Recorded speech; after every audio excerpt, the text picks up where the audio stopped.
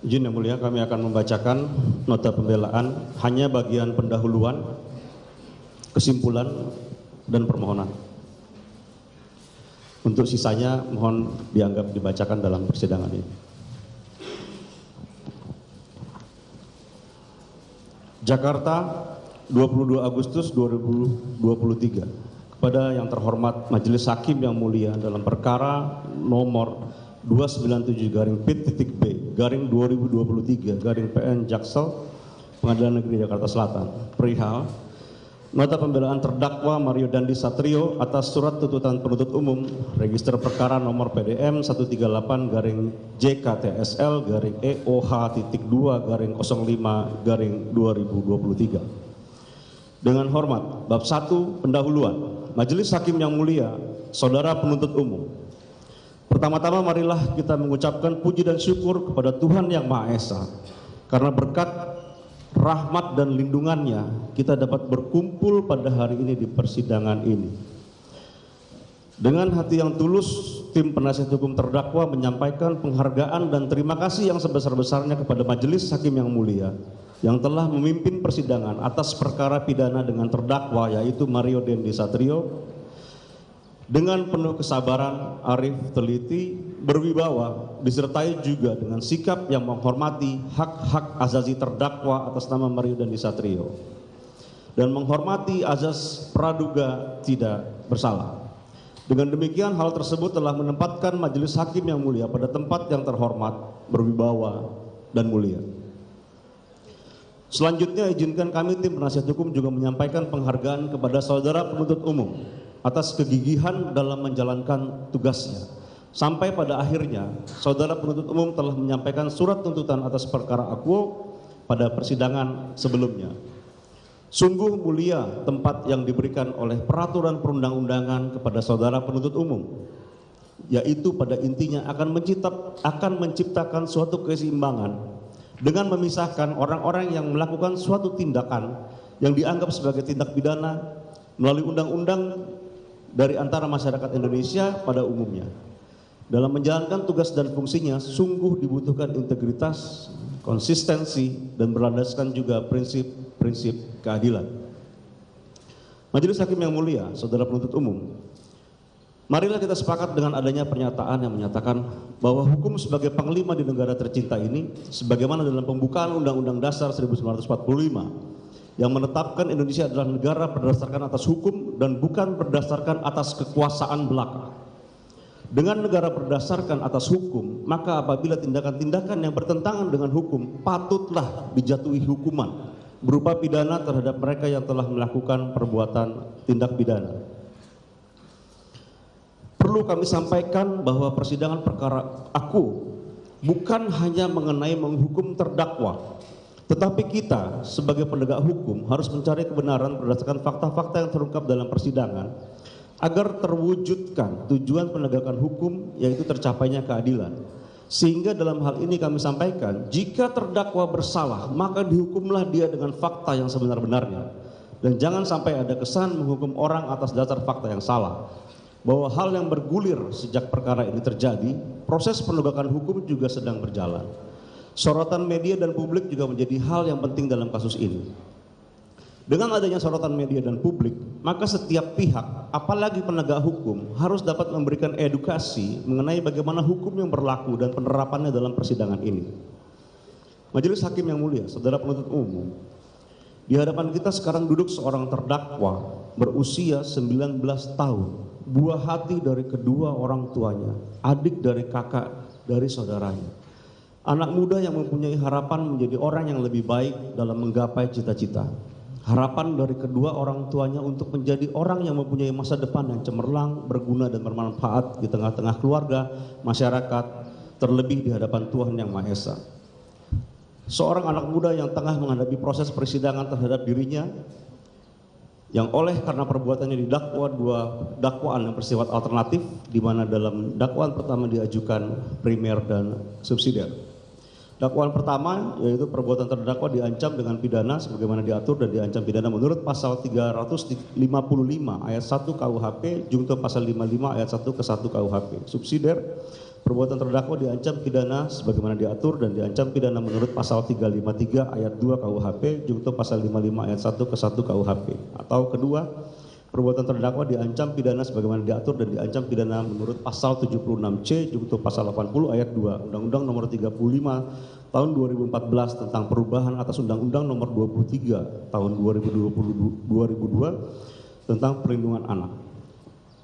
Semenjak persidangan perkara ini dimulai dengan pembacaan surat dakwaan oleh saudara penuntut umum pada tanggal 26 Mei 2023, di mana terdakwa dihadirkan di muka persidangan untuk mempertanggungjawabkan perbuatan yang diancam pidana yang sangat berat, yaitu yang terberat adalah pidana penjara selama 12 tahun. Bisa dibayangkan betapa berat hari-hari yang harus dijalani terdakwa pada saat menyadari ancaman pidana penjara 12 tahun yang bisa saja diterimanya.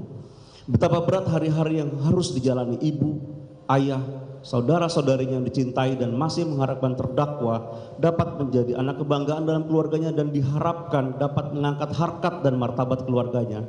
Pada saat ini menyadari jeruji penjara akan memisahkan mereka dari terdakwa untuk waktu yang sangat lama, selama 12 tahun. Belum lagi terdakwa dalam menjalani penahanan, tenggelam dalam rasa bersalah yang oleh karena perbuatannya, sehingga menempatkan keluarga dalam kesulitan khususnya terhadap ayahnya. Perlu juga kami sampaikan kepada majelis hakim yang mulia pada kesempatan ini, betapa berat beban dari terdakwa dalam menjalani proses hukum dalam perkara ini. Jelas-jelasnya guna menghasilkan putusan yang seadil-adilnya. Mengenai konsekuensi dari perbuatan terdakwa jika ada sudah merupakan hal yang harus ditanggungnya. Tim penasihat hukum tidak akan menghalangi proses penegakan hukum dalam setiap pemeriksaan persidangan perkara ini. Hanya putusan yang adil lah yang diharapkan oleh terdakwa.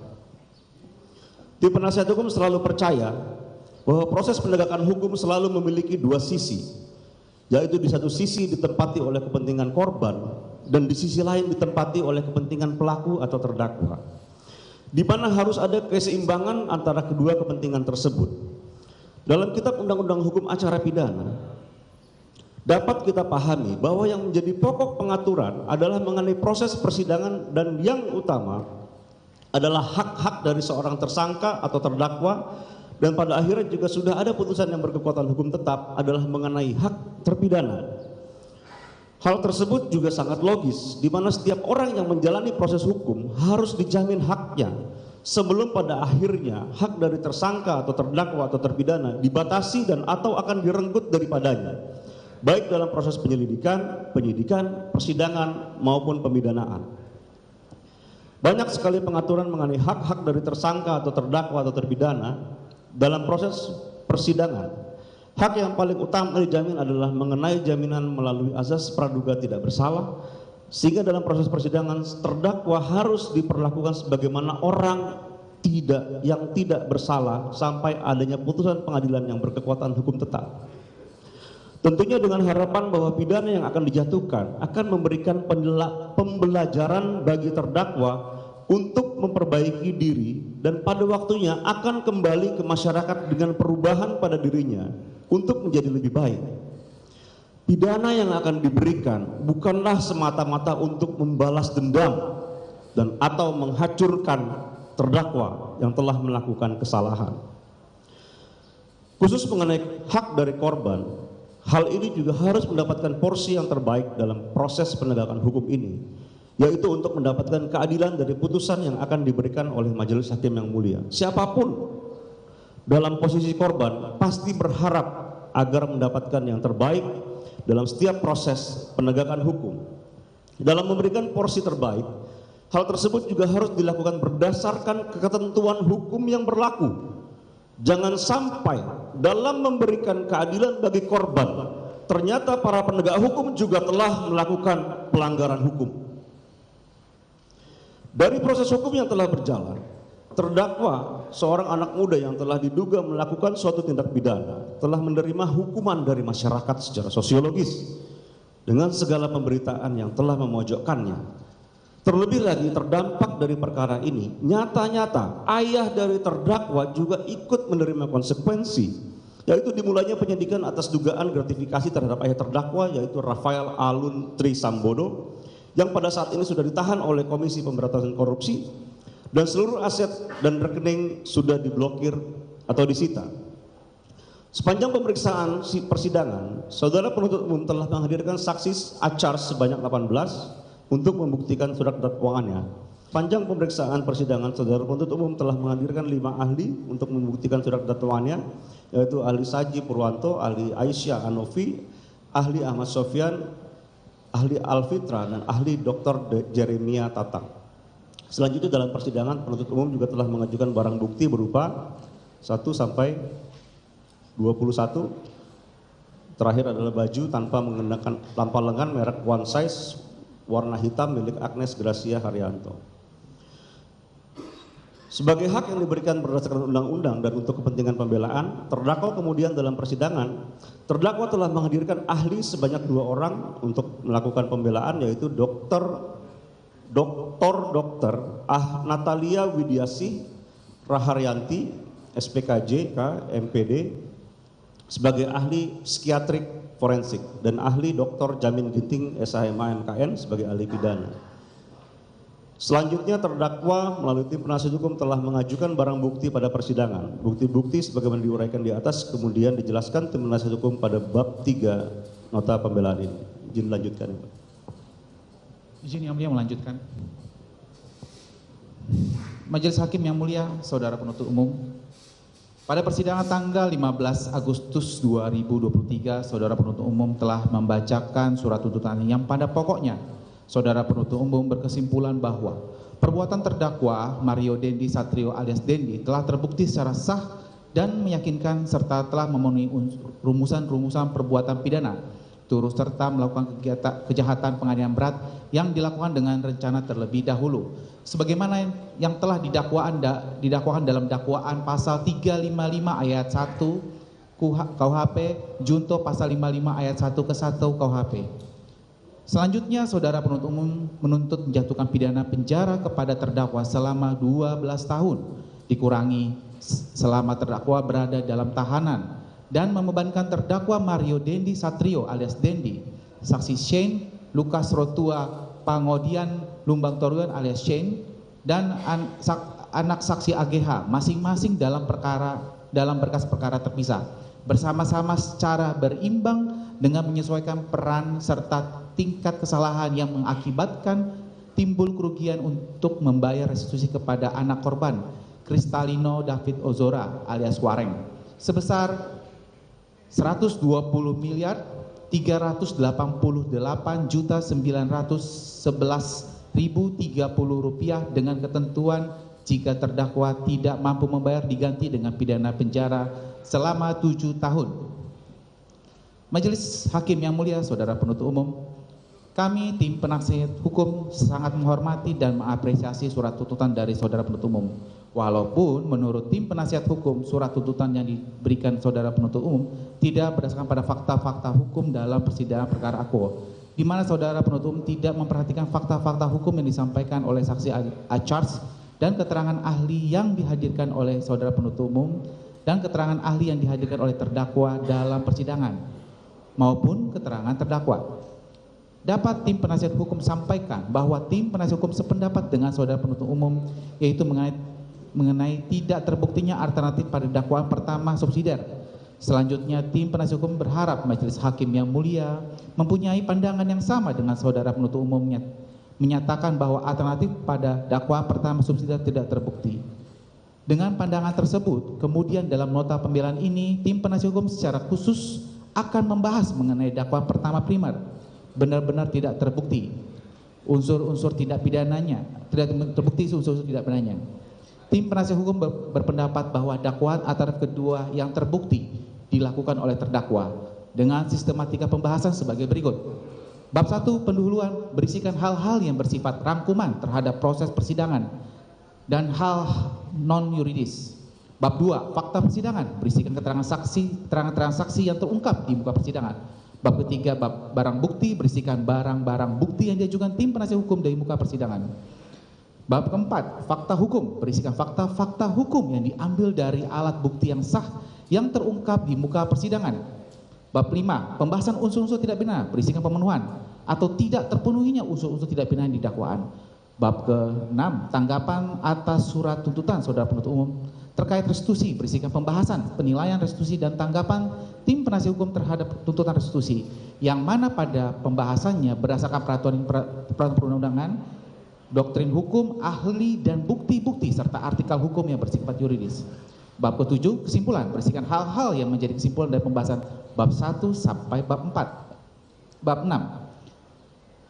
Bab 8, permohonan berisikan hal yang dimohonkan tim penasihat hukum untuk diputuskan oleh majelis hakim yang mulia. Majelis hakim yang mulia, saudara penuntut umum, sebagaimana kita ketahui bahwa dalam membuat suatu keputusan yang berirah-irah demi keadilan berdasarkan ketentuan Yang Maha Esa, maka seorang hakim harus bertindak adil dan bijaksana. Dengan demikian memang berat tanggung jawab seorang hakim dalam membuat keputusan, karena putusan tersebut di samping harus sesuai dengan unsur-unsur yuridis pembuktian, juga harus benar-benar sesuai dengan rasa keadilan berdasarkan ketentuan Yang Maha Esa. Artinya, dalam memutuskan suatu perkara, jangan sampai majelis hakim yang menghukum orang tanpa alat bukti yang sah, sehingga pada saat yang sama menghukum orang yang tidak bersalah. Oleh karenanya tim penasihat hukum yakin dan percaya majelis hakim yang mulia akan memutuskan perkara akuo dengan arif dan berani menegakkan keadilan. Putuslah perkara akuo dengan bukti-bukti yang ada, dengan fakta-fakta terungkap dalam persidangan, dengan keyakinan yang dimiliki majelis hakim yang mulia, tanpa terpengaruh dengan faktor-faktor lain di luar faktor yuridis. Bahwa inti pokok pemeriksaan perkara pidana di sidang pengadilan adalah membuktikan atas tindak pidana yang didakwakan saudara penuntut umum dengan berpedoman dan berlandas pada hukum pembuktian yang diatur dalam peraturan perundang-undangan, antara lain pasal 183 sampai pasal 185 KUHP yang menganut sistem pembuktian menurut hukum secara terbatas, negatif Werther-Weiss teori. Mengenai tidak terpenuhinya unsur-unsur tidak pidana dalam dakwaan primer dan dakwaan pertama subsidiar sesuai fakta hukum yang terungkap di muka persidangan berdasarkan keterangan saksi-saksi, ahli, barang bukti yang disajikan saudara penuntut umum dan tim penasihat hukum maupun pengakuan terdakwa yang disampaikan di muka persidangan, antara lain: 1. Bahwa terdakwa dan saksi anak Agnes Gracia Haryanto memiliki hubungan atau berpacaran sejak tanggal 11 Januari 2023. Bahwa pada tanggal 20 Februari 2023 terdakwa menjemput saksi anak Agnes Gracia Haryanto pulang sekolah. Kemudian dengan spontan bercanda terdakwa bertanya, "Itu David, apa kabar?" Pada saat itu terlintas di pikiran saksi anak AGH bahwa kartu pelajar anak korban Kristalino David Ozora masih di tangan saksi anak AGH tersebut. Lalu terdakwa mengatakan pada saksi AGH, "Oh ya udah, balikan aja, sekalian bahas masalah waktu itu." Hal ini juga disampaikan di muka persidangan melalui keterangan saksi yang dihadirkan penuntut umum, Achars, saksi anak AGH, kemudian dipertegas melalui keterangan terdakwa Mario Dendi Satrio. 13. Bahwa terdakwa meminta kepada saksi anak AGH untuk menghubungi anak korban Kristalino David Ozora melalui saksi anak AGH yang mengirimkan pesan WhatsApp kepada anak korban Kristalino David Ozora yang menanyakan, "Kamu di mana? Mau dikembalikan nggak kartu pelajar?" Kemudian anak korban Kristalino David Ozora membalas, "Ini lagi di pik di rumah cewek gue. Kalau mau balikin kartu pelajar besok aja, atau enggak digosen aja." Lalu saksi anak AGH kembali membalas pesan anak korban Kristalino David Ozora yang mengatakan, "Ini gue lagi di rumah, gue ke tempat lu ya." Hal ini disampaikan di muka persidangan melalui keterangan saksi-saksi yang dihadirkan saudara penuntut umum, saksi anak AGH Jonathan Wikit Supranjono, kemudian dipertegas pula melalui keterangan terdakwa Mario Dendi Satrio. 14. Bahwa selanjutnya anak korban Kristalino David Ozora membalas pesan WhatsApp saksi anak AGH dengan mengirim lokasi yang awalnya tidak diketahui atau alamat rumah saksi Renjiro agar kedatangan mereka tidak diketahui, dan posisi parkir mobil tersebut tidaklah membuktikan adanya perencanaan akan melakukan penganiayaan terhadap anak korban Kristalino David Ozora. Hal ini terungkap dan disampaikan di muka persidangan melalui keterangan saksi-saksi yang dihadirkan saudara penuntut umum atau acar, saksi anak Agnes Gracia Haryanto, saksi Sen Lukas, kemudian dipertugas pula melalui keterangan terdakwa Mario Dendi Satrio. Untuk selanjutnya dilanjutkan rekan kami majelis. Izin melanjutkan yang mulia. 21. Bahwa anak korban kembali mengirimkan pesan WhatsApp kepada anak saksi AGH dan menanyakan datang bersama siapa dan naik mobil apa. Namun saksi anak AGH membalas dengan menyatakan datang bersama tante dan membawa mobil Camry. Jawaban tersebut disampaikan karena sebenarnya anak korban sudah mengetahui kedatangan terdakwa, saksi anak AGH dan saksi Sen Lukas yang menaiki mobil Rubicon milik terdakwa. Hal ini juga telah disampaikan di muka persidangan melalui keterangan saksi yang dihadirkan oleh saudara penuntut umum, yaitu saksi anak AGH, kemudian dipertegas melalui keterangan terdakwa Mario Dendi Satrio. 22. Bahwa terdakwa dan saksi anak AGH yang menyatakan datang bersama tante dan membawa mobil Camry bukan merupakan niat untuk membohongi. Tujuannya adalah agar anak korban mau turun dan keluar untuk bertemu dengan terdakwa dan saksi AGH karena mereka sudah datang jauh-jauh dan meminta agar anak korban menghargai kedatangan mereka.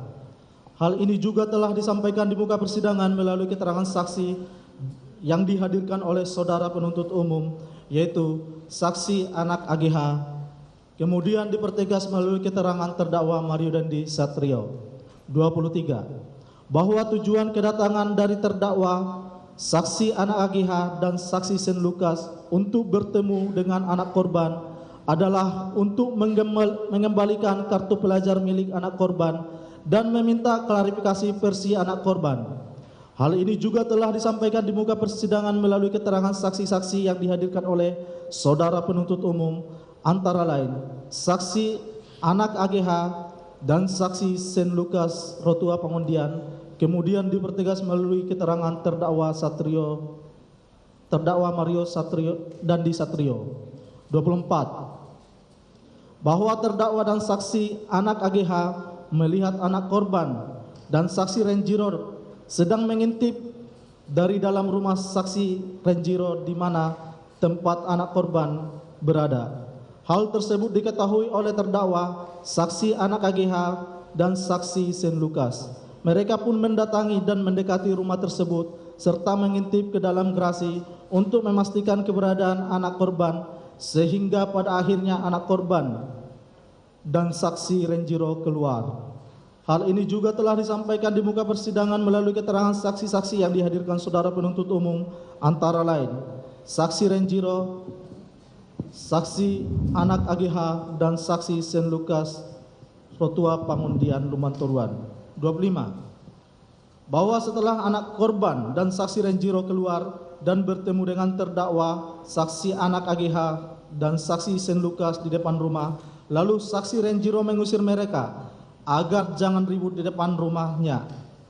Pada saat itu Renjiro mengusir mereka, terdakwa, saksi anak AGH, saksi Sen Lukas dan anak korban pindah ke depan rumah. Bahwa terjadi perubahan tempat pembicaraan yang sebelumnya direncanakan untuk dapat dilakukan di depan rumah saksi Renjiro, terdakwa tidak menghendaki, namun tidak bisa menolak. Yang awal hanya berharap bisa bicara di depan rumah saksi Renjiro. Hal ini juga telah disampaikan di muka persidangan melalui keterangan saksi-saksi yang dihadirkan oleh saudara penuntut umum, antara lain saksi Renjiro, saksi Rudi Setiawan, saksi Natalia Puspitasari, saksi anak AGH dan saksi Sen Lukas Rotua Pangundian Lubaturuan, kemudian dipertegas melalui keterangan terdakwa Mario Dendi Satrio. 26.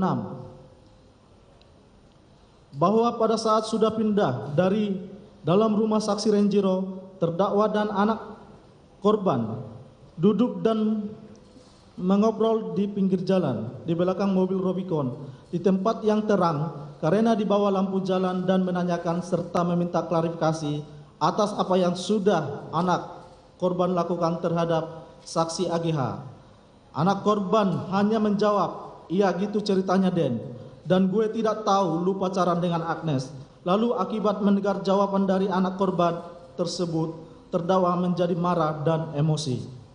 Hal ini juga telah disampaikan di muka persidangan melalui keterangan saksi dan dihadirkan oleh saudara penuntut umum yaitu saksi Sen Lukas, kemudian dipertegas melalui keterangan terdakwa Mario Dendi Satrio. 27.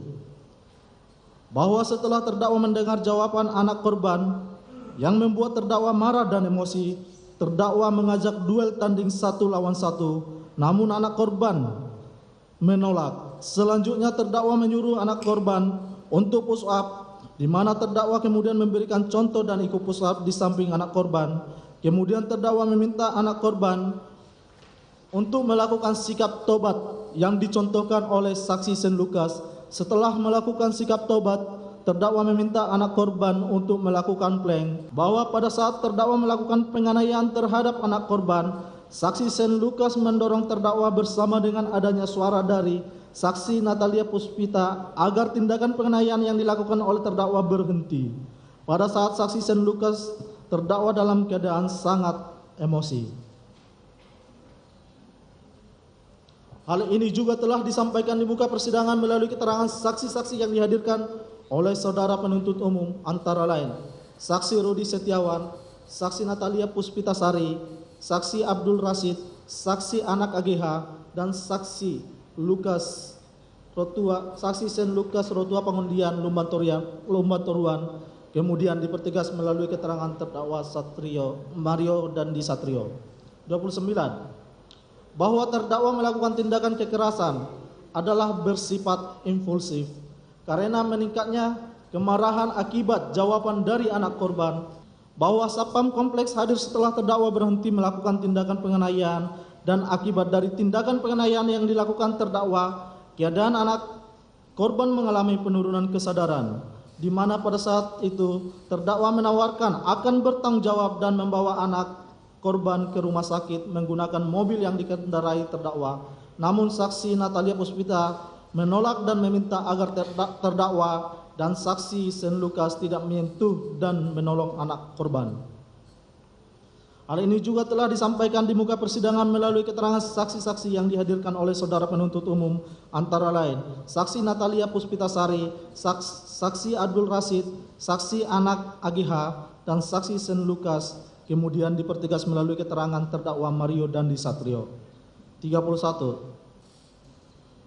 Bahwa terdakwa meminta kepada saksi Sen Lukas agar melakukan pengerekaman mulai pada saat terdakwa ngobrol dengan anak korban sampai dengan terjadinya penganiayaan yang dilakukan oleh terdakwa terhadap anak korban. Adapun permintaan terdakwa untuk dilakukan perekaman untuk merekam pembicaraan antar terdakwa dan anak korban. Hal ini juga telah disampaikan di muka persidangan melalui keterangan saksi-saksi yang dihadirkan oleh saudara penuntut umum, antara lain saksi anak AGH dan Sen Lukas Pangundian, Sen Lukas Rotua Pangundian, kemudian dipertegas melalui keterangan terdakwa Mario Dendi Satrio. Mohon izin melanjutkan yang mulia. 32. Bahwa terdakwa dan keluarga terdakwa selalu beritikad baik karena sudah 5 kali mendatangi saksi Yonatan Wegik Supranjono yang merupakan ayah dari anak korban Kristalino David Ozora, bertujuan agar keluarga terdakwa bertanggung jawab atas segala pengobatan dari anak korban Kristalino David Ozora. Namun saksi Yonatan Wegik Supranjono yang merupakan ayah dari anak korban selalu menolak. Hal ini juga telah disampaikan di muka persidangan melalui keterangan saksi yang dihadirkan oleh saudara penuntut umum, antara lain saksi Yonatan Wegik Supranjono dan saksi Natalia Puspitasari. 33. Bahwa terdakwa saksi anak Agi dan saksi Sen Lukas sebelumnya tidak pernah melakukan perencanaan akan menyuruh melakukan tindakan push up, menyuruh melakukan sikap tobat, menyuruh melakukan plank, melakukan penendangan ke bagian kepala dan menginjak bagian belakang leher anak korban Kristalino David Ozora. Hal ini juga telah disampaikan di muka persidangan melalui keterangan saksi yang dihadirkan oleh saudara penuntut umum, antara lain saksi anak AGH dan saksi Saint Lukas. Kemudian dipertegas melalui keterangan terdakwa Mario Dendi Satrio. 34. Bahwa ketika terdakwa mengajak teman-teman terdakwa, tidak pernah ada pembicaraan dari terdakwa akan melakukan tindakan penganiayaan berat berupa tindakan push up, melakukan sikap tobat, menyuruh melakukan plank, melakukan penendangan ke bagian kepala, dan menginjak bagian belakang leher anak korban Kristalino David Ozora. Hal ini juga telah disampaikan di muka persidangan melalui keterangan saksi-saksi yang dihadirkan saudara penuntut umum, antara lain saksi anak AGH, saksi Saint Lukas. Kemudian dipertegas melalui keterangan terdakwa Mario Dendi Satrio. 35. Bahwa berdasarkan keterangan saksi-saksi Sapam Komplek, setelah terdakwa melakukan penganiayaan berat terhadap anak korban Kristalino David Ozora, ekspresi dari terdakwa kelihatan masih seperti gelisah dan sedang sangat emosi. Hal ini juga telah disampaikan di muka persidangan melalui keterangan saksi yang dihadirkan saudara penuntut umum, antara lain saksi Rudi Setiawan dan saksi Abdul Rashid. Hal ini juga telah disampaikan di muka persidangan melalui keterangan ahli yang dihadirkan oleh penuntut umum, ahli digital forensik, yaitu ahli Saji Purwanto. 36. Bahwa terdakwa merasa menyesal ketika melihat keadaan anak korban Kristalino David Ozora. Terdakwa tidak pernah mengira bahwa akibat tindakan penganiayaan yang dilakukan akan seberat itu. Hal ini juga disampaikan di muka persidangan melalui keterangan terdakwa Mario Dendi Satrio.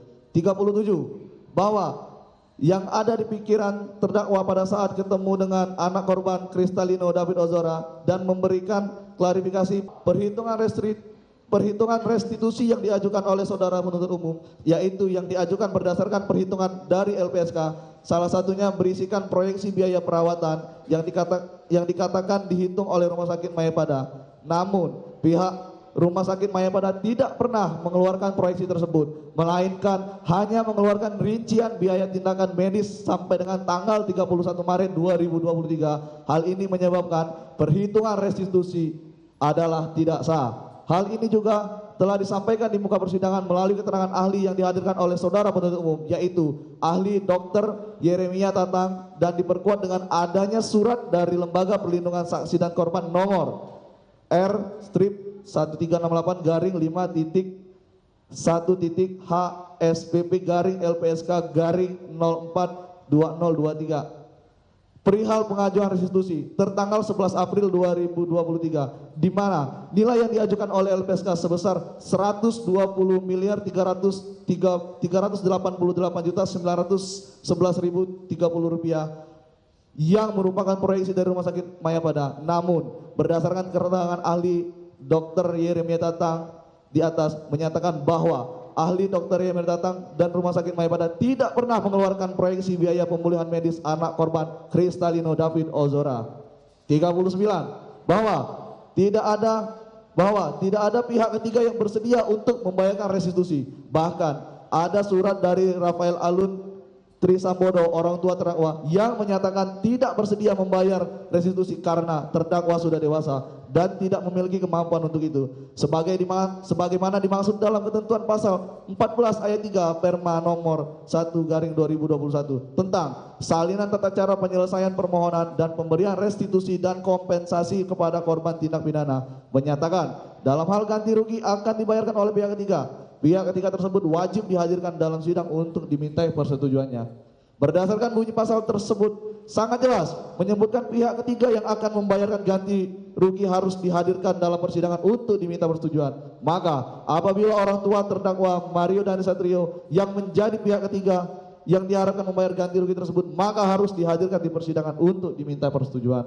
Hal ini juga disampaikan di muka persidangan melalui keterangan ahli yang dihadirkan oleh tim penasihat hukum, ahli Adercak, yaitu ahli Dr. Jamin Ginting SH MH MKN, dan diperkuat dengan adanya alat bukti surat dari Rafael Alun Trisambodo tertanggal 25 Juli 2023 bahwa apabila terdakwa tidak membayarkan restitusi karena terdakwa tidak mempunyai kemampuan untuk membayar restitusi tersebut, maka tidak dapat memberatkan terdakwa atau diganti menjadi hukuman kurungan atau penjara tambahan karena tidak ada aturan hukum yang mengatur hal tersebut. Hal ini juga telah disampaikan di dalam persidangan melalui keterangan ahli yang dihadirkan oleh penuntut umum, yaitu ahli Dr. Ahmad Sofyan SH MHMA, dan juga telah disampaikan di muka persidangan melalui keterangan ahli yang dihadirkan oleh tim penasihat hukum ahli Adarsak, yaitu ahli Dr. Jamin Ginting SH MHMKN. Majelis Hakim yang mulia, saudara penuntut umum, berdasarkan uraian fakta-fakta hukum di atas, maka telah terbukti bahwa tidak ada perencanaan dari terdakwa untuk melakukan penganiayaan terhadap anak korban Kristalino David Ozora atau anak korban.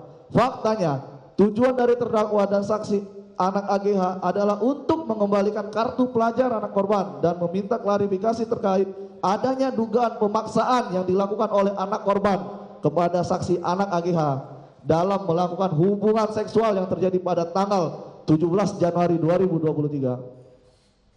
Bahwa menjadi hal yang sangat penting yang telah terbukti dan tidak terbantahkan berdasarkan pemeriksaan dalam persidangan, bahwa pada saat terdakwa mengajak teman-temannya maupun pada saat terdakwa saksi anak AGH dan saksi Sten Lukas dalam perjalanan untuk menemui anak korban merupakan tindakan atau peristiwa yang dilakukan atau terjadi tanpa ada perencanaan sebelumnya untuk melakukan seluruh kegiatan yang terjadi.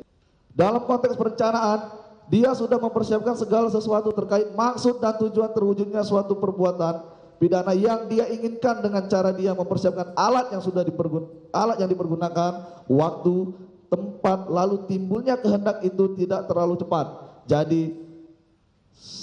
Jadi itu sudah dipersiapkan dengan baik, dilakukan dengan tenang. Perencanaan yang dipersiapkan secara tenang adalah sudah tahu siapa yang akan dianiaya, bagaimana cara menganiaya, siapa yang membagi tugas di antara mereka untuk menganiaya, dan target penganiayaan itu seperti apa. Apakah hanya memukul kepada atau badan saja, atau sampai mengharapkan dia luka berat, atau mengharapkan dia sampai mati. Izin dilanjutkan oleh rekan saya yang mulia. Izin yang mulia untuk melanjutkan. 2. Ahli dari Alpitra SHMH yang dihadirkan oleh saudara penuntut umum pada sesi pemeriksaan di persidangan, yang mana dalam hal ini tim penasihat hukum mengutip keterangan ahli terkait perencanaan. Pada pokoknya menerangkan bahwa perencanaan timbul sejak memperkirakan suatu akibat yang diinginkan. Artinya, jauh sebelumnya seseorang yang ingin melakukan sesuatu perbuatan telah atau ingin melakukan tindak pidana telah mempersiapkan segala sesuatunya. Berdasarkan keterangan ahli di atas, khususnya terkait perencanaan, tidak terbukti sebagaimana dalam tuntutan saudara penuntut umum. Keterangan ahli di atas sangat penting dan penentu dalam memastikan adanya perencanaan dalam perkara quo. Hal ini sejalan dengan penerapan pasal 184 ayat 1 Kitab Hukum Acara Pidana mengatur: 1. Alat bukti yang sah adalah A. Keterangan saksi, B. Keterangan ahli, C. Surat, D. Petunjuk, dan kemudian yang terakhir E. Keterangan terdakwa. Tim penasihat hukum berharap majelis yang mulia mempunyai pandangan yang sama dan berkenan menyatakan bahwa perencanaan dalam perkara quo sama sekali tidak terbukti dengan didasarkan kepada alat bukti yang sah, antara lain keterangan saksi, keterangan ahli, dan keterangan terdakwa.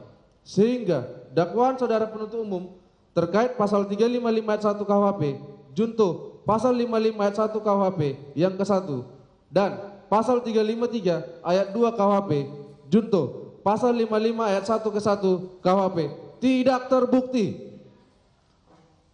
Bahwa sejak awal bergulirnya pemeriksaan perkara ini di pengadilan, tim penasihat hukum menyadari bahwa perbuatan terdakwa melakukan penganiayaan memang benar terjadi. Dan siapapun yang melakukan pelanggaran hukum atau tidak pidana harus dihukum. Namun, tim penasihat hukum keberatan terkait perencanaan sebagaimana yang didakwakan oleh saudara penuntut umum. Maka, atas hal tersebut, tim penasihat hukum mempunyai pandangan bahwa pasal 76C junto pasal 80 ayat 2 Undang-Undang Nomor 35 Tahun 2014 tentang perubahan atas Undang-Undang Nomor 23 Tahun 2002 tentang perlindungan anak lebih tepat didakwakan kepada terdakwa, atau dengan kata lain terpenuhi unsur-unsurnya. Bahwa apabila kita melihat seluruh alat bukti yang ada yang dihadirkan di muka persidangan, sama sekali tidak ada alat bukti yang membuktikan bahwa terdakwa telah merencanakan dan mengendaki akibat yang timbul terhadap korban. Fakta yang terungkap adalah kejadian penganiayaan berat didahului dengan pembicaraan antara terdakwa dan korban. Terdakwa menyuruh melakukan tindakan pusap, tindakan sikat tobat, tindakan plank yang kemudian diikuti dengan penganiayaan.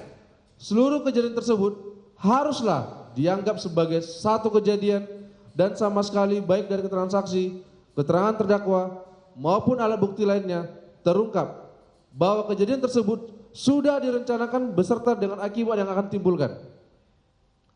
Pasal 355 ayat 1 KUHP dan pasal 353 ayat 2 KUHP memiliki ancaman pidana yang sangat berat, yaitu pidana penjara paling lama 12 tahun dan salah satu unsurnya adalah perencanaan. Dengan ancaman pidana yang berat, diperlukan adanya batasan yang mengenai terpenuhinya unsur perencanaan tersebut. Dalam menilai terpenuhinya unsur perencanaan tersebut, dalam kasus ini haruslah terbukti bahwa seluruh kejadian menyuruh melakukan tindakan pusap, tindakan tobat, tindakan plank yang kemudian diikuti dengan penganiayaan maupun akibatnya yang ditimbulkan sudah dibicarakan atau direncanakan terlebih dahulu. Nyatanya tidak ada satupun alat bukti yang membuktikan adanya pembicaraan mengenai seluruh tindakan pusap, tindakan tobat, tindakan plank yang kemudian diikuti dengan penganiayaan dan akibat yang dihendaki. Sama sekali tidak pernah tergambar dari dalam pikiran terdakwa akan akibat yang timbul dari sekarang kepada anak korban. Terdakwa juga tergolong masih muda dan tidak memiliki pengetahuan yang cukup mengenai akibat yang bisa ditimbulkan dari perbuatannya, di mana setelah menyadari akibat yang ditimbulkan, yang tersisa adalah rasa penyesalan telah terjadi tindakan impulsif dari terdakwa pada saat klarifikasi kejadian. Tim penasihat hukum juga perlu membantah dalil-dalil yang disampaikan oleh saudara penuntut umum mengenai pembahasan analisa yuridis tentang tindakan perencanaan pada halaman 115 sampai 116 surat tuntutan, yaitu sebagai berikut. 1. Dalil saudara penuntut umum, terdakwa Mario Dandi alias Dandi memesan ojek online untuk mengambil kartu pelajar anak korban dari rumah Anes anak AG. Saksi ini digunakan sebagai alasan untuk berkomunikasi dan bertemu dengan anak korban dengan bekerjasama dengan anak saksi AGH. Pemalsuan alasan pertemuan menunjukkan tingkat perencanaan yang terstruktur. Bantahan dari tim penasihat hukum mengenai dalil yang disampaikan oleh saudara penuntut umum, tim penasihat hukum dengan tegas membantah atas dalil tersebut dikarenakan tidak ada sama sekali adanya niat pemalsuan alasan pertemuan. Terdakwa memesan ojek online untuk mengambil kartu pelajar anak korban Kristalino David Ojora adalah tindakan yang dilakukan secara spontan. Karena sebelum terdakwa menjemput saksi anak Agnes Gracia Haryanto pulang sekolah, kemudian ketika terdakwa bertemu dengan saksi anak, bertanya kepada saksi anak Gracia Haryanto tentang kabar anak korban Kristalino David Ojora. Atas pertanyaan tersebut, terlintas di pikiran saksi anak Agnes Gracia untuk mengembalikan kartu pelajar milik anak korban. Bantahan tim penasihat hukum mengenai dalil yang disampaikan oleh saudara penuntut umum, tim penasihat hukum dengan tegas membantah atas dalil tersebut dikarenakan terdakwa hanya mengatur pertemuan dengan anak korban Kristalino David Ojora tanpa disertai perencanaan melakukan penganiayaan berat. Pertemuan tersebut terjadi hanya spontan dan seketika, yang dimana pada hari tersebut terdakwa yang awal mulanya hanya mau menjemput saksi Agnes Gracia Haryanto pulang ke sekolah, akan tetapi karena adanya pertanyaan secara spontan yang dipertanyakan oleh terdakwa kepada saksi Agnes Gracia Haryanto mengenai kabar tentang anak korban Kristalino David Ojora, hal tersebutlah yang mendasari terlintas di pikiran saksi anak Agnes Gracia Haryanto untuk mengembalikan kartu pelajar milik anak korban Kristalino David Ojora yang pada saat itu masih ada sama anak saksi Agnes. Atas dasar itulah akhirnya saksi Agnes menghubungi anak korban Kristalino David Ojora untuk berniat mengembalikan kartu pelajar miliknya. Saudara penuntut umum, terdakwa Mario Dendi Satrio alias Dendi dan saksi-saksi AGH memanfaatkan hubungan masa lalu antara anak saksi AGH dengan anak korban Kristalino David Ojora alias Wareng untuk memancing informasi lokasi darinya.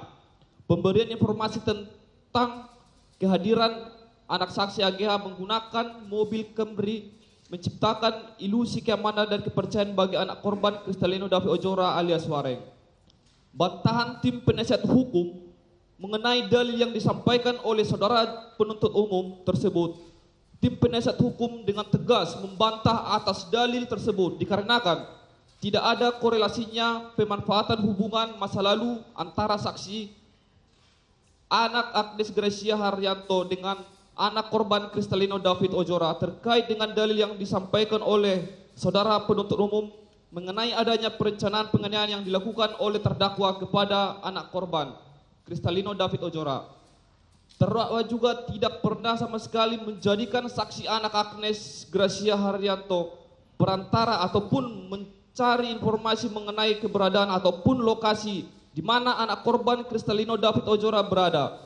Kejadian pengembalian kartu pelajar milik anak korban Kristalino David Ojora itu terjadi hanya spontan dan seketika saja pada saat itu dikarenakan pada saat terdakwa menjemput saksi anak Agnes Gracia Haryanto pulang sekolah. Terdakwa bertanya kepada saksi anak Agnes Gracia Haryanto tentang kabar anak korban Kristalino David Ojora dan atas pertanyaan tersebut terlintas di pikiran saksi anak Agnes Gracia Haryanto untuk mengembalikan kartu pelajar milik anak korban Kristalino David Ojora yang pada saat itu ada sama saksi anak Agnes Gracia Haryanto. Mengenai tentang pemberitahuan informasi palsu tentang kehadiran saksi anak Agnes Gracia Haryanto menggunakan mobil Camry, hal tersebut bukanlah merupakan upaya perencanaan penganiayaan yang dilakukan oleh terdakwa dan saksi Agnes Gracia Haryanto.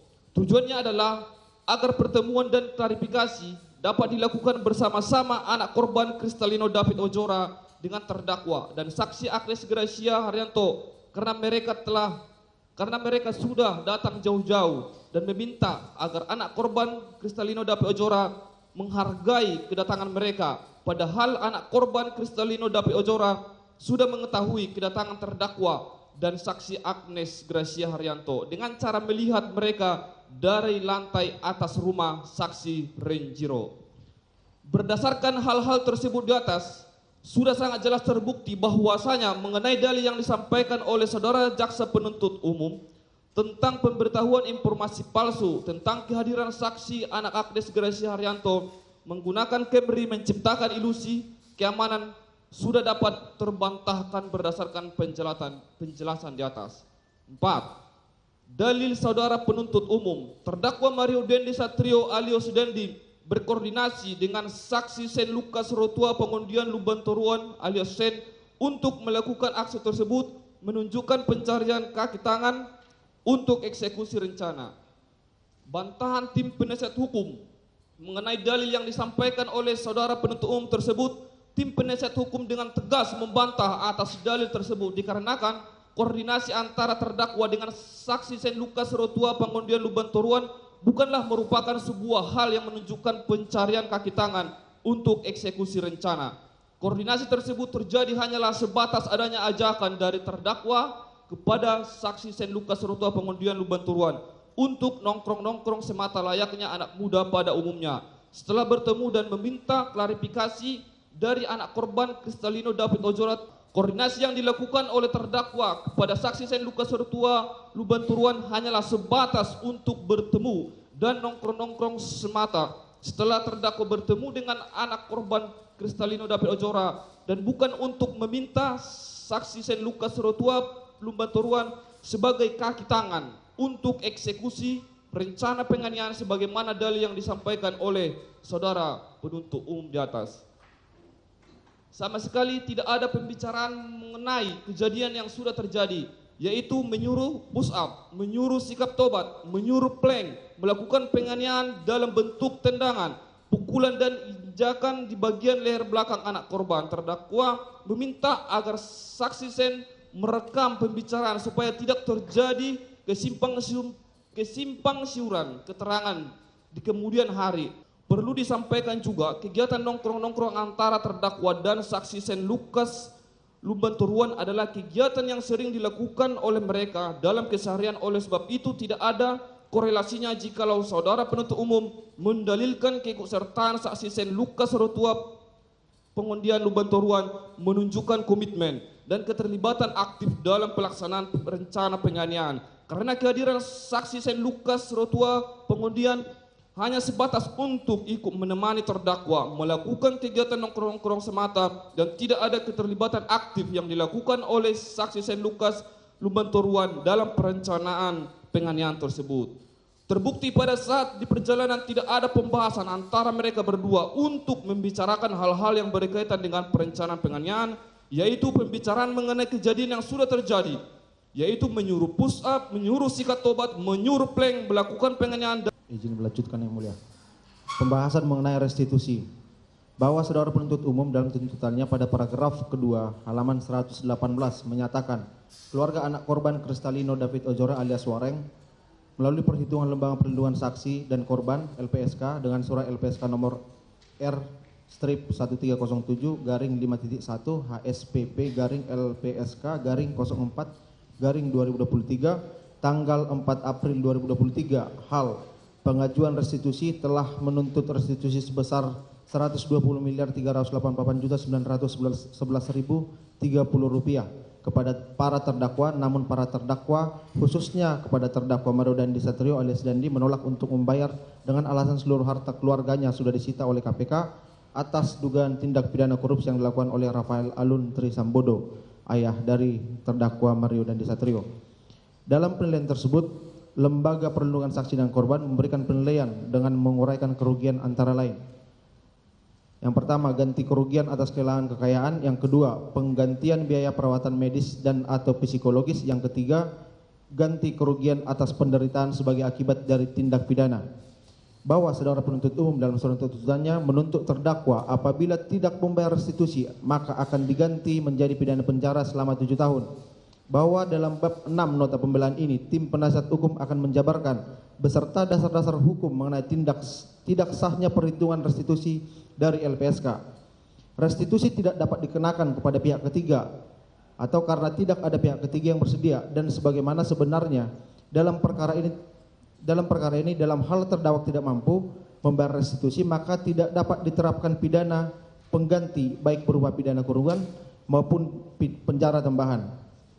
Bahwa mengenai tidak sahnya perhitungan restitusi dari LPSK antara lain terletak pada bagian 3 yaitu ganti kerugian atas penderitaan sebagai akibat tindak pidana di mana LPSK melakukan penghitungan yaitu sebesar 118.104.480.000 rupiah. Hal mana dikatakan dalam halaman 13 sampai 14 laporan penilaian restitusi dengan nomor register 0664 garing P.BPP strip LPSK garing 3 angka Romawi garing 2023 sebagai berikut. Bahwa LPSK berpendapat sesungguhnya penderitaan yang dialami korban dan pemohon tidak dapat dinilai dengan sejumlah uang. Namun mengingat dalam pengajuan restitusi ini dibutuhkan dalam nominal besaran jumlah, maka dalam melakukan penilaian merujuk pada proyeksi pemulihan medis yang akan dikeluarkan oleh Rumah Sakit Mayapada. Proyeksi biaya pemulihan medis dari Rumah Sakit Mayapada sebagai berikut. A. Biaya visit ditambah konsultasi dokter selama 1 bulan sebesar 51 juta terdiri dari visit dokter Yeremia Tatang, dokter Gibran, dan dokter SPKFR. Biaya kerjasama perawat 24 jam sebesar 33.820.000 rupiah. Biaya fisioterapi sebesar 32.190.000 rupiah. Bed elektrik sebesar 62.250.000 rupiah sehingga proyeksi medis selama 1 bulan sebesar 182.260.000 dikali 12 bulan yaitu sebesar 2.187.120.000 rupiah. Bahwa merujuk pada situs sebagaimana tertera dalam nota pembelaan ini yang menyebutkan hanya 10% mereka yang menderita kondisi ini dapat sehat seperti semula. Korban berpotensi menjalani hidupnya dengan kondisi saat ini atau amnesia, kejang, hilangnya keseimbangan, dan penurunan fungsi panca indera.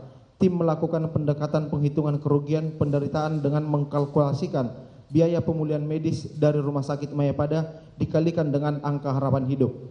Bahwa merujuk pada situs sebagaimana tertera dalam nota pembelaan, hidup menurut provinsi dan jenis kelamin pada 2020 adalah 71 tahun yang dikurang 17 tahun atau umur korban saat ini sama dengan 54 dikali 2.187.120.000 rupiah sama dengan 118.104.480.000 rupiah. Tanpa harus menyentuh substansi isi atau aspek keadilan dari apa yang disampaikan LPSK dalam bagian ini yang menjadi dasar penghitungan LPSK sebelum dasar penghitungan tersebut kemudian menjadi dasar pengali berdasarkan kemungkinan atau potensi pulih adalah sebesar 10%. Dan kemudian dirujuk usia harapan hidup adalah 71 tahun dikurang 17 tahun menjadi umur 17 tahun menjadi 54 tahun. Perlu Majelis Hakim Mulia memperhatikan bahwa ahli Dr. Yeremia Tatang di muka persidangan dan di bawah sumpah menyatakan bahwa Rumah Sakit Mayapada tidak pernah memberikan penilaian terkait proyeksi kesehatan. Adapun diberikan oleh Rumah Sakit Mayapada melalui surat tanggal 18 April 2023 adalah rincian biaya tindakan medis sampai dengan tanggal 31 Maret 2023, yaitu biaya visit ditambah konsultasi dokter selama 1 bulan sebesar 51 juta, terdiri dari visit Dr. Yeremia Tatang, Dr. Gibran, dan Dr. SPKFR.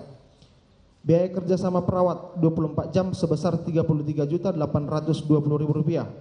Biaya fisioterapi 32.190.000 rupiah. Bed elektrik sebesar 65.250.000 rupiah. Sehingga proyeksi medis selama 1 bulan sebesar 182.260.000 rupiah.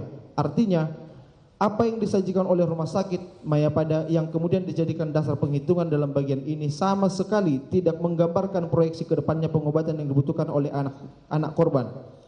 Dalam persidangan juga Dr. Yeremia Tatang menjelaskan bahwa konsultasi dokter sekarang hanya dilakukan 1 kali dalam sebulan. Tidak ada dibuktikan penggunaan jasa perawat dan perawaan bed elektrik. Perlu dipahami bahwa biaya visit atau yang sudah ada sebelumnya tidak dapat dijadikan acuan untuk proyeksi kesehatan. Lebih jauh lagi, perlu dilakukan penilaian ulang terhadap, saya ulangi, lebih jauh lagi, perlu dilakukan penilaian ulang karena terdapat kesalahan dari penilaian tersebut, yang mana sebelumnya menggunakan acuan tindakan medis pada saat masih di rumah sakit. Hal ini menjadi tidak sesuai karena saat ini ada perubahan tindakan medis yang dilakukan kepada korban, misalnya kontrol kesehatan dan terapi. Bahwa kemudian mengenai bagaimana LPSK mengkalikan biaya yang sudah dikeluarkan per 31 Maret 2003 tersebut dengan 54 tahun juga menimbulkan kontroversi, di mana masih ada kemungkinan anak korban dapat sembuh total dan tidak memerlukan pengobatan atau perawatan. Bagaimana dengan restitusi yang sudah dibayarkan jika ada, apabila kemudian anak korban sembuh total? Berdasarkan uraian-uraian di atas, oleh karena penghitungan yang dilakukan oleh LPSK terdapat kesalahan tidak berdasar, salah dan keliru, maka tuntutan restitusi terhadap terdakwa yang didasarkan pada perhitungan LPSK, di mana Dr. Yeremia Tatang sudah menyatakan tidak pernah membuat proyeksi tersebut, sebagaimana dalam surat tuntutan saudara penuntut umum, batal demi hukum. Bahwa kemudian mengenai apakah orang tua terdakwa dapat dipertanggungjawabkan menanggung restitusi, sebenarnya tim penasihat hukum sejalan dengan pemikiran saudara penuntut umum yang tidak menuntut orang tua terdakwa menanggung restitusi. Hal tersebut adalah sesuai dengan ketentuan pasal 1 ayat 6 Perma nomor 1 tahun 2012 menyatakan termohon adalah pelaku tindak pidana atau orang tua atau wali. Dalam hal tindak pidana adalah anak, dalam hal tindak pidana adalah anak. Saya ulangi. Hal tersebut adalah sesuai dengan ketentuan pasal 1 ayat 6 Perma nomor 1 tahun 2022. Nanti akan kami reinfo yang mulia. Menyatakan termohon adalah pelaku tindak pidana atau orang tua atau wali. Dalam hal pelaku tindak pidana adalah anak. Berdasarkan bunyi pasal tersebut sangat jelas bahwa apabila pelaku tindak pidana adalah anak, maka yang dapat menggantikan adalah orang tua. Sedangkan dalam kasus ini, terdakwa adalah orang yang cakap hukum yang dapat diminta pertanggungjawaban pidana, sehingga orang tua terdakwa demi hukum tidak dapat diminta pertanggungjawaban membayar restitusi. Dalam persidangan juga tidak ada pihak ketiga yang menyatakan bersedia untuk menanggung restitusi sesuai dengan ketentuan pasal 1 ayat 15 Perma nomor 1 2012 menyatakan bahwa Renvoy nanti yang mulia sesuai dengan ketentuan pasal 1 ayat 15 Perma 1 Perma nomor 1 2012 menyatakan bahwa pihak ketiga adalah pihak selain pelaku tindak pidana yang bersedia membayar restitusi. Karena dalam hal ini tidak terdapat orang ketiga yang bersedia untuk menanggung restitusi, maka terhadap pembayaran restitusi tersebut menjadi tanggung jawab terdakwa. Pembahasan lanjutan mengenai restitusi ini adalah dapat tidaknya dikenakan pidana pengganti berupa pidana kurungan atau pidana penjara terhadap terdakwa seperti yang dituntut oleh saudara penuntut umum. Terkait batasan-batasan oleh peraturan Mahkamah Agung untuk mengganti penggantian restitusi menjadi pidana penjara atau kurungan diatur pada pasal 8 ayat 13 Perma nomor 1 tahun 2022 berbunyi, dalam perkara tindak pidana perdagangan orang dan terorisme, putusan memuat pula lamanya pidana penjara atau kurungan pengganti sesuai dengan ketentuan undang-undang, yakni dalam hal harta kekayaan terdakwa dan atau pihak ketiga tidak mencukupi yang dihitung secara proporsional berdasarkan jumlah restitusi yang telah dibayarkan oleh terdakwa dan atau pihak ketiga. Pasal 30 ayat 13 Perma nomor 1 tahun 2022 mengatur pelaksanaan putusan pidana kurungan pengganti atau pidana penjara pengganti dilakukan secara proporsional dengan memperhitungkan jumlah restitusi yang telah dibayarkan oleh pelaku tindak pidana dan atau pihak ketiga sesuai dengan ketentuan peraturan perundang-undangan. Maka dapat disimpulkan bahwa penggantian restitusi menjadi pidana penjara atau kurungan hanya dapat diterapkan dalam hal ada aturan hukum yang jelas mengatur dimungkinkan penggantian tersebut. Seperti terhadap tindak pidana terorisme, yaitu dalam hal pelaku tidak membayar restitusi, pelaku dikenai pidana penjara pengganti paling singkat 1 tahun dan paling lama 4 tahun. Vide pasal 36A ayat 6 Undang-Undang nomor 5 tahun 2018. Dan dalam tindak pidana perdagangan orang, yaitu jika pelaku tidak mampu membayar restitusi, maka pelaku dikenai pidana kurungan pengganti paling lama 1 tahun atau vide pasal 50 ayat 4 Undang-Undang nomor 21 tahun 2007. Sehingga tuntutan saudara penuntut umum yang meminta restitusi diganti dalam perkara ini dengan pidana penjara adalah hal yang keliru, dan tim penasihat hukum berharap majelis hakim yang mulia tidak mengikuti kekeliruan dari saudara penuntut umum, di mana dalam surat tuntutan halaman 125 paragraf pertama, saudara penuntut umum juga telah mengakui belum ada aturan hukum yang mengatur tentang penggantian pembayaran restitusi menjadi pidana penjara dalam perkara ini. Atas hal tersebut, tim penasihat hukum memohon kepada majelis hakim yang mulia bahwa terhadap hal yang belum diatur dalam peraturan perundang-undangan patut untuk dikesampingkan dan ditolak. Hal ini juga sejalan dengan pasal 1 ayat 1 KUHP mengatur tiada suatu perbuatan dapat dipidana kecuali atas kekuatan aturan pidana dalam peraturan perundang-undangan yang telah ada sebelum perbuatan dilakukan.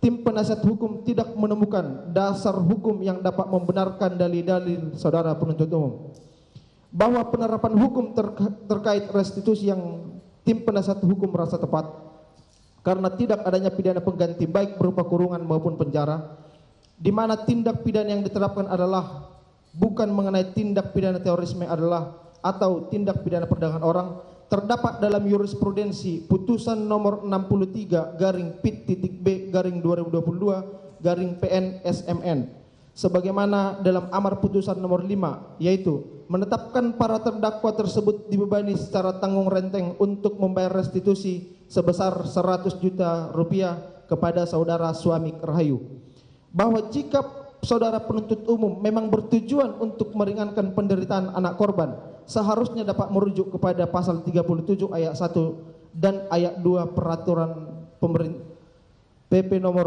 7 tahun 2018 menyebutkan bahwa ayat yang pertama, saksi dan atau korban pelanggaran hak asasi manusia berat, tindak pidana terorisme, tindak pidana perdagangan orang, tindak pidana penyiksaan, tindak pidana kekerasan seksual, dan tindak pidana penganiayaan berat berhak memperoleh bantuan.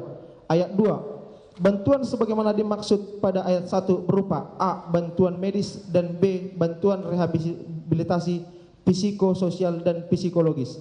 Lebih lanjut, dalam halaman 2 pada penjelasan atas PP nomor 7 tahun 2018 menyebutkan, dalam PP ini mengatur mengenai pemberian bantuan terhadap korban pelanggaran hak asasi manusia yang berat, korban tindak pidana terorisme, korban tindak pidana perdagangan orang, korban tindak pidana penyiksaan, korban tindak pidana kekerasan, korban penganiayaan berat.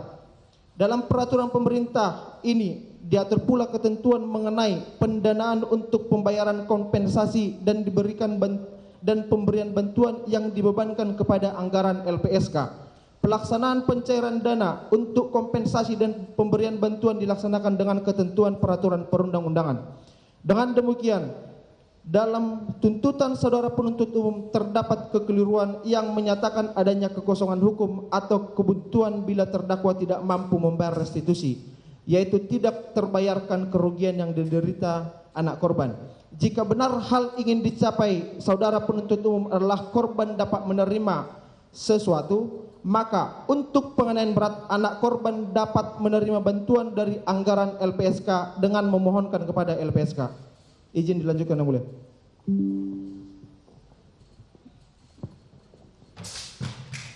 Majelis Hakim yang mulia, saudara penuntut umum, bahwa selanjutnya tim penasihat hukum terkejut dengan sikap saudara penuntut umum terkesan mengesampingkan keadilan.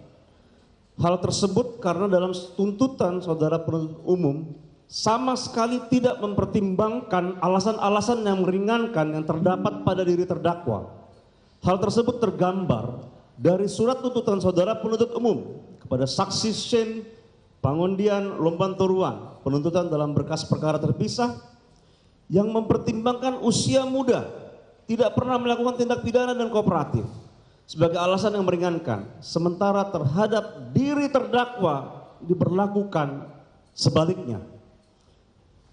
Majelis Hakim yang mulia, saudara penuntut umum, bahwa tim penasihat hukum berusaha untuk menjalankan fungsinya sebagai penegak hukum, bukan semata-mata mencari pembenaran atau bahkan membenar-benarkan terdakwa, melainkan mencari keadilan. Karena sebenarnya bukan usaha atau kehebatan dari tim penasihat hukum yang menentukan berat ringan hukuman kepada terdakwa. Yang menentukan berat ringannya hukuman kepada terdakwa adalah perbuatan terdakwa itu sendiri. Biarlah kasus ini dapat kita jadikan pelajaran, di mana tim penasihat hukum juga yakin dapat belajar bagaimana majelis hakim yang mulia dapat memberikan keadilan bagi terdakwa dan pihak terkait.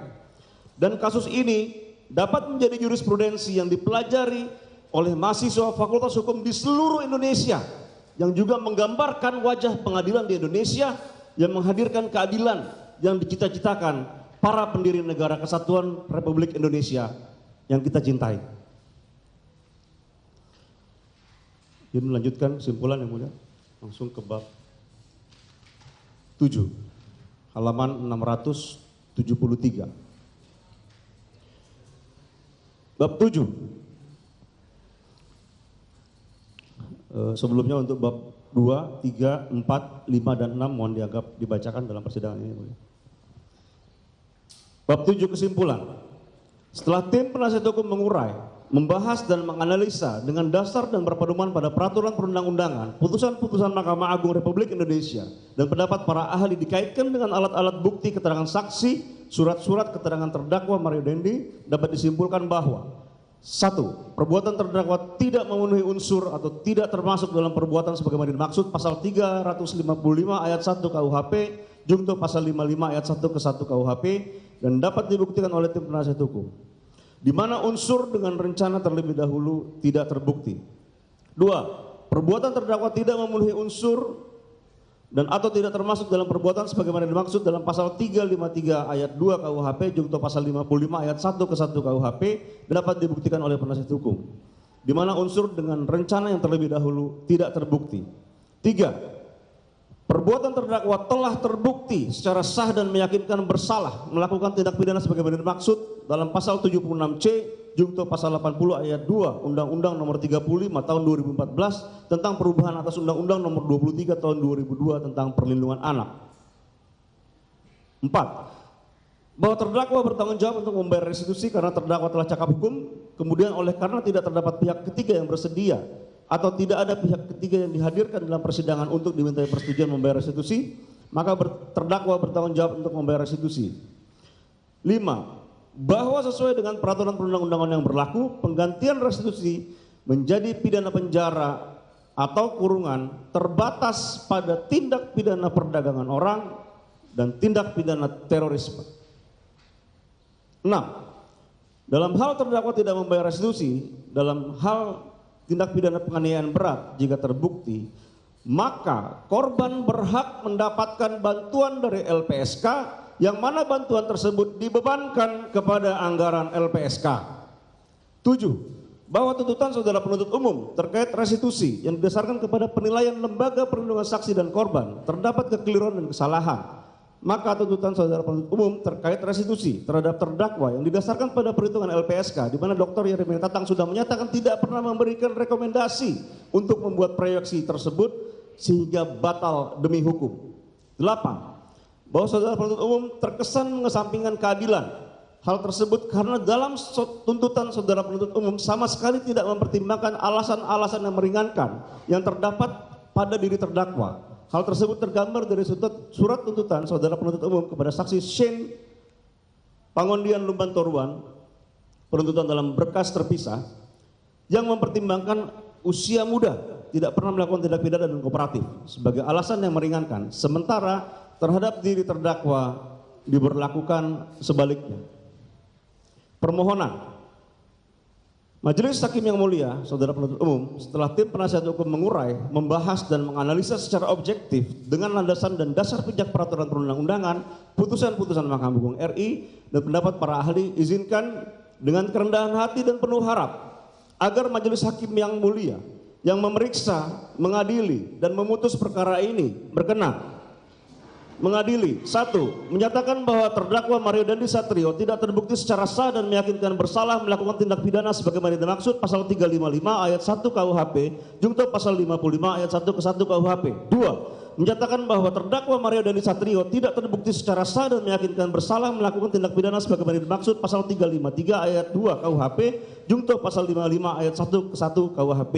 3. Menyatakan bahwa terdakwa Mario Dandi Satrio terbukti secara sah dan meyakinkan bersalah melakukan tindak pidana sebagaimana dimaksud pasal 76C junto pasal 80 ayat 2 Undang-Undang Nomor 35 Tahun 2014 tentang perubahan atas Undang-Undang Nomor 23 Tahun 2002 tentang perlindungan anak, menjatuhkan putusan yang seringan-ringannya atau seadil-adilnya terhadap terdakwa Mario Dandi Satrio.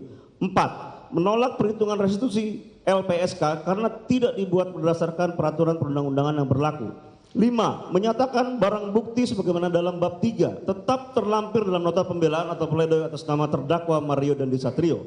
6. Membebankan biaya perkara kepada terdakwa Mario Dandi Satrio. Demikian nota pembelaan ini diajukan dan dimohonkan kepada Majelis Hakim yang mulia untuk mendapatkan putusan yang bijaksana dan seadil-adilnya, serta nota pembelaan ini dibacakan dan diserahkan di Jakarta pada hari Selasa 22 Agustus 2023. Tim penasihat hukum terdakwa Mario Dandi Satrio, Andreas Nahot Silitonga SH LLM, Felix M. Tambunan SH M. Komlo, Freddy Tua Simatupang SH, Daka M. Silitonga SH, Andi Syaril Silitonga SH, Robi Setiawan SH MH, Luis Jauhari Francisco SH, Gom Tua Simamura SH. Demikian nota pembelaan yang mulia, izin untuk merenpoi ada beberapa. Ya, tadi ada halaman 40 ya, 40 sama 43, 41 42.